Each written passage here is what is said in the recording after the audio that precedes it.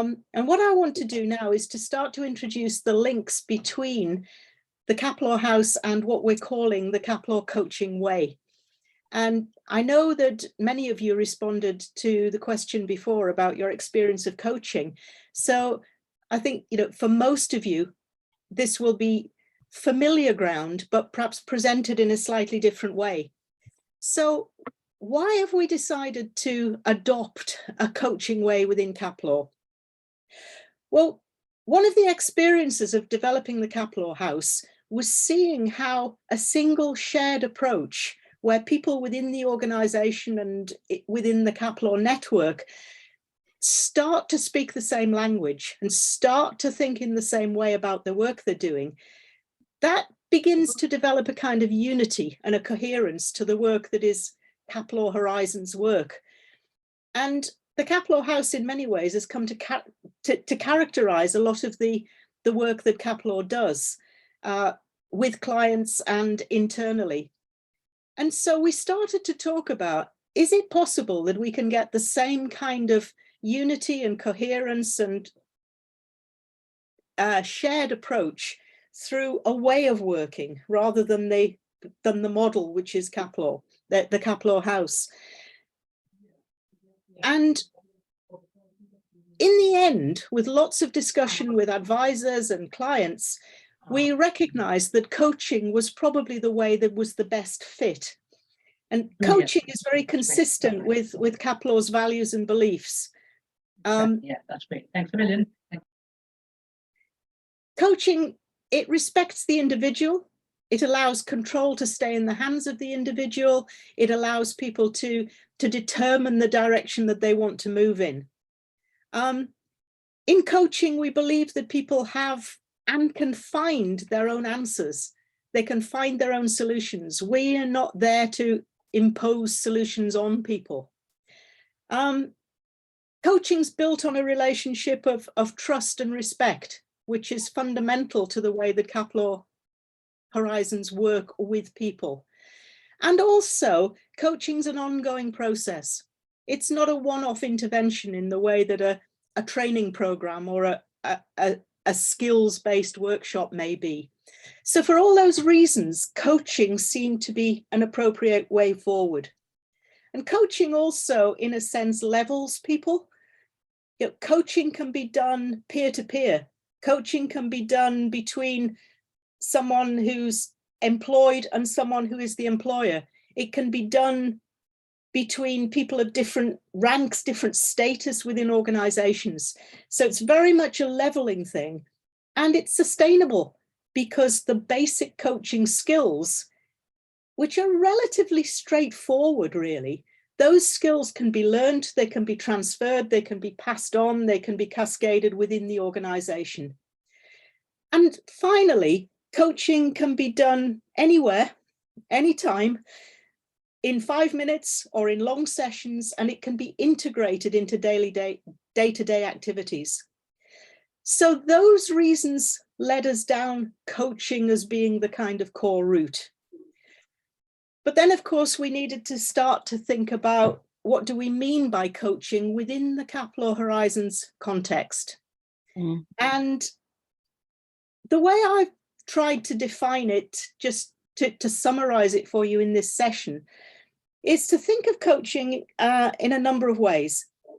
And apologies if I look down because I'm reading some of these because it's important that I get the words right for you.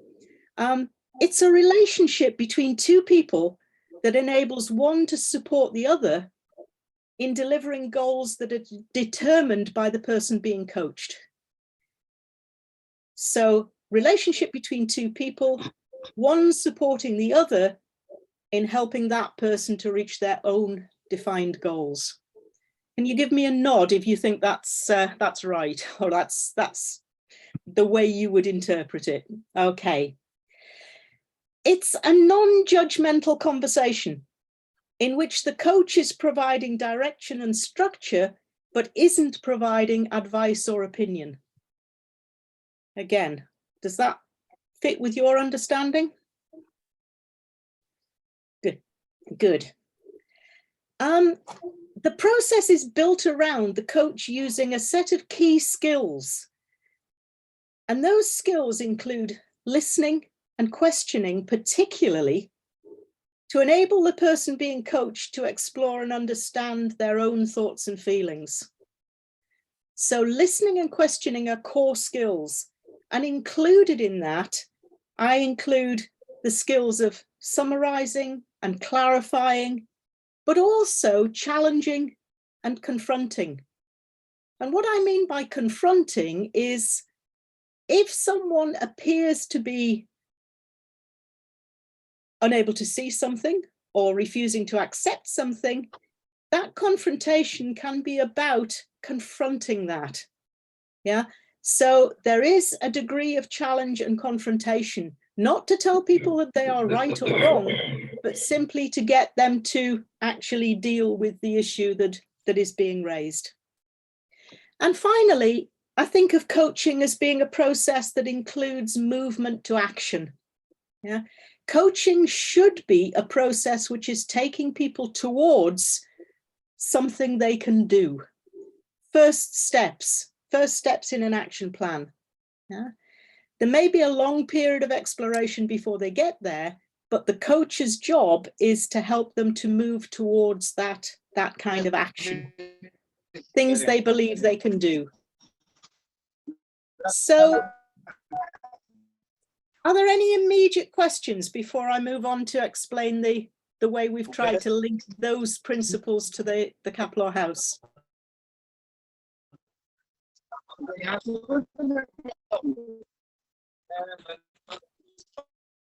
we okay with that? That's fine. Okay, so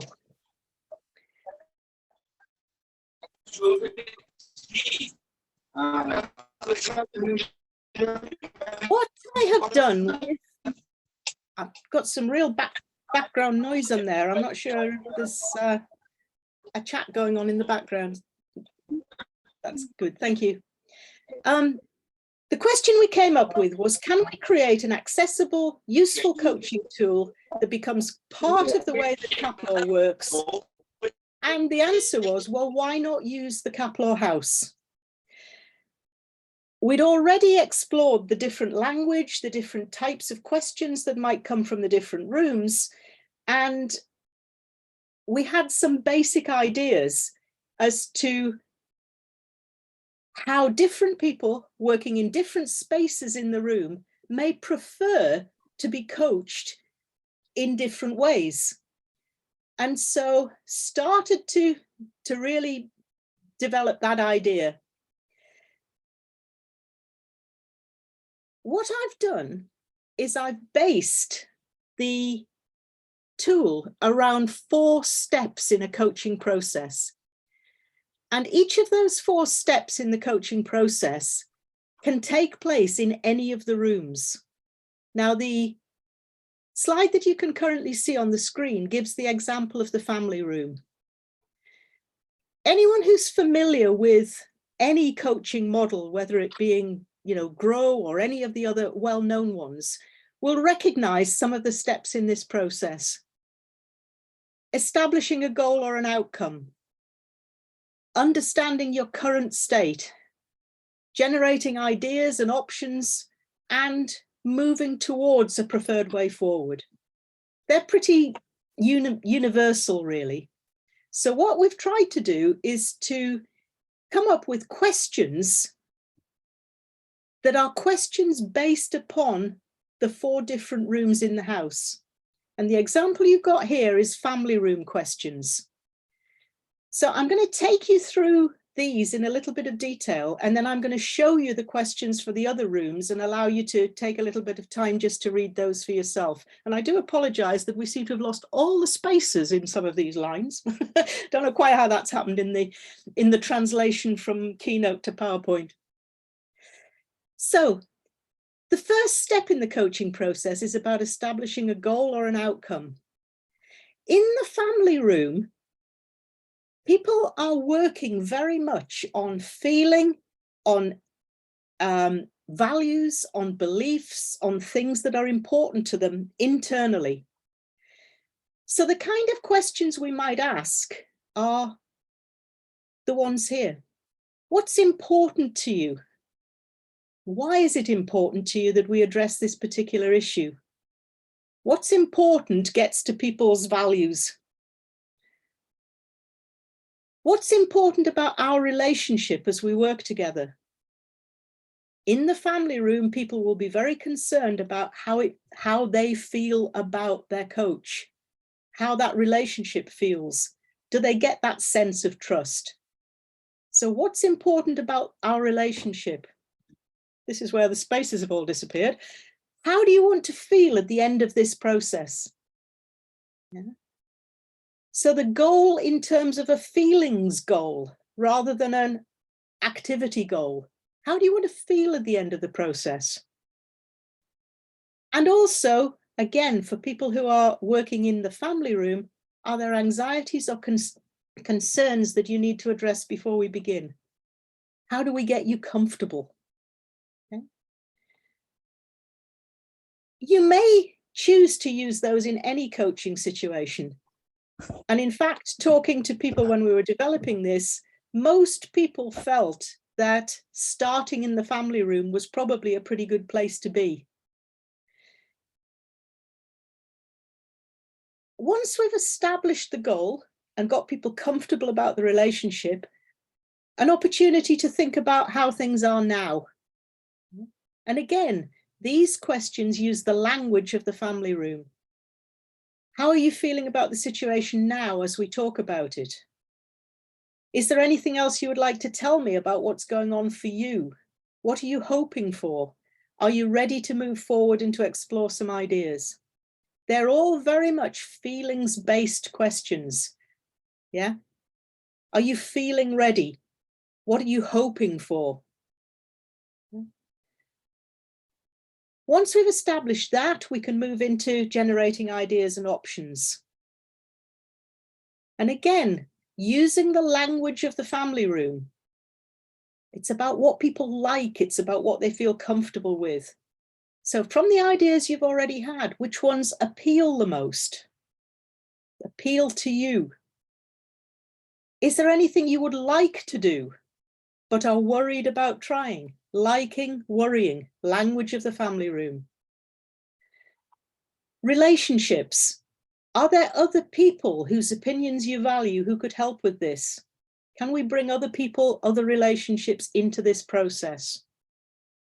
And what emotional resources have you got that you can draw on to help you? We're not talking here about kitchen, practical. We're talking about family room emotion. And then finally, as people have worked through some ideas and thoughts and they're moving forward, as you reach your conclusions, are you comfortable with the changes you're about to make? Does it feel right? And does it feel like you? Does it kind of fit with your sense of identity? Family room is also about communication. So how will you tell other people what you're working on? How will you ask for support when you feel you need it? Now, what we've got there are 4 different questions. Each one of them is an example of the kind of question that could be asked in the family room. Okay? And each one is an example of a kind of question that could be asked in the current state, in the current stage of the coaching process. Rosie, can you move on to the next slide, please?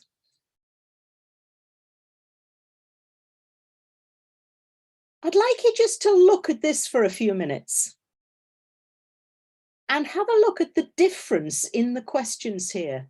And as you're looking, please feel free just to dive in either by the chat box or by speaking and tell me what you notice is different about the kind of questions from the observatory.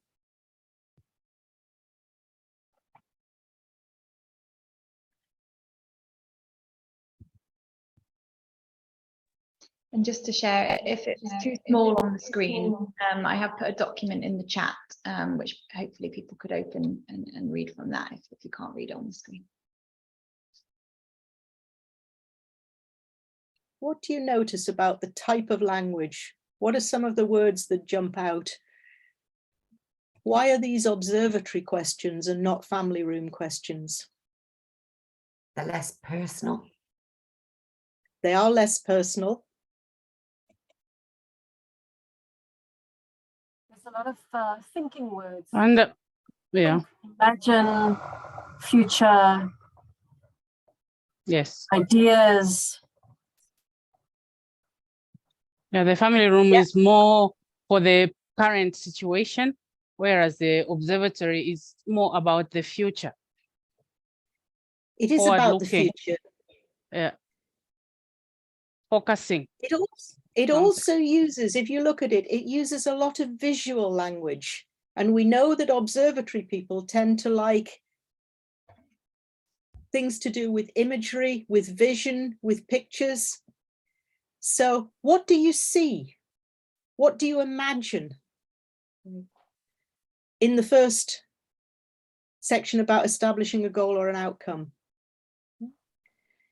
It's about experimentation and risk-taking. What have you already experimented with? And if you had no limitations, what would you do? Can you come up with wild ideas? What new connections might you be able to make? Those are things very much to do with experimenting and being creative and doing different things. The visual language, again, runs through in the second part of it. Describe the current picture. In the third part, what does the future look like now? In the fourth part, can you imagine the process? Create a mind map. See the light at the end of the tunnel. Do you see how lots of those words are very much observatory words? And yet, the questions are still intended to do the same thing as the questions in the 4 stages in the family room.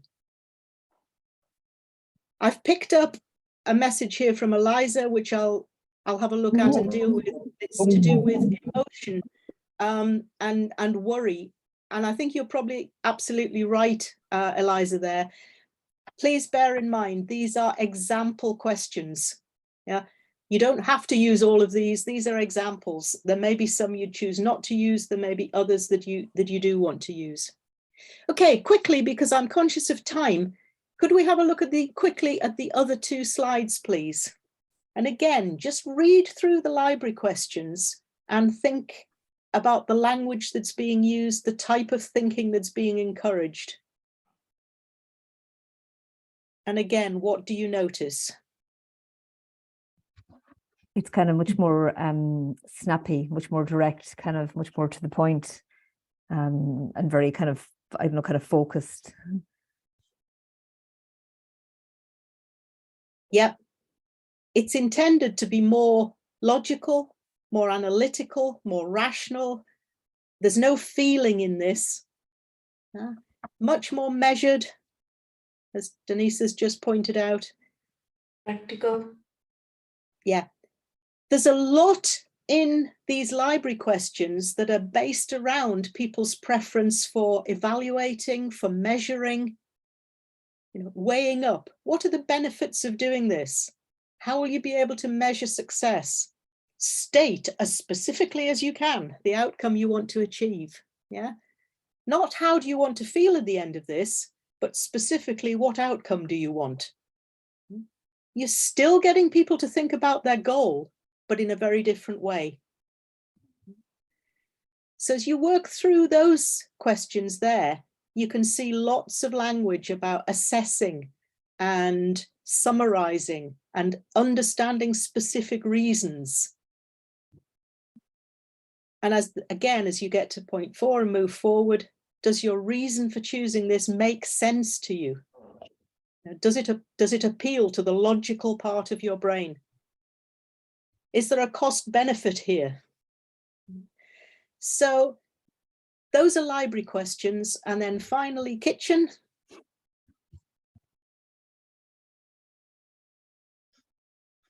Pragmatic and practical.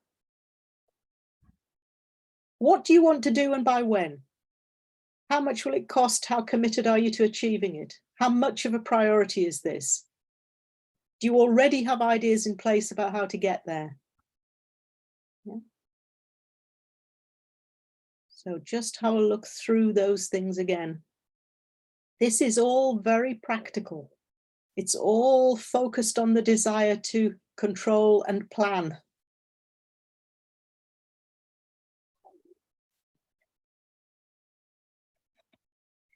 Okay, I'm really conscious of time and wanting to move on. Those questions are all in the document that's been posted in the chat box there. And in a few minutes, you're going to be moving into groups to have a look. But before we do that, I want to just include this final slide here, which is talking about what we call the corridors and the staircases in the Caplor house. And the corridors and the staircases are actually the points around the perimeter of the house that link it. And these 4 questions, which again, I'm not going to take you through in detail, but I want you to look at when you come into your group rooms, these are very much about checking questions, questions that can be used to walk people round the decisions that they've made and get them thinking about whether this is actually right for them. So when we bring together the library and the observatory, we're talking about bringing all the ideas they've had and all the judgments about those ideas and the evaluation in order to make a final decision. So the question is around, are you now, having considered all the options, satisfied that this is the right decision for you? The link between the observatory and the family room is very much about, are you excited by this? Are you passionate about it? Yeah. Are you bringing the excitement from the observatory and the values and the commitment and the significance of this to you from the family room? So are you excited by it, and does it fit with your values? Implementation is the link between the bottom 2 rooms, the family room and the kitchen. And the question there is very much about, have you got the emotional and physical support that you need, the resources that you need emotionally and physically? And finally, the link between the kitchen and the library is saying, if you consider what it is you're going to do or are currently doing, and you take that back and think about what you originally set out to do, your original goals, are you achieving it? And is it having the impact that it wanted to? Okay, I'm going to move us on. I'm conscious of a couple of questions that have come through, and the last one in particular, Beverly, did you consider supporting coachees to move around all 4 rooms during a coaching assignment? Absolutely. These questions from the 4 rooms are not intended to keep people in the same room all the time. And one of the reasons is that we wanted to give you this as a possible tool is to make it easier for coaches to move people from one room to another. You may well start in the family room and then move somewhere else. Brilliant, brilliant.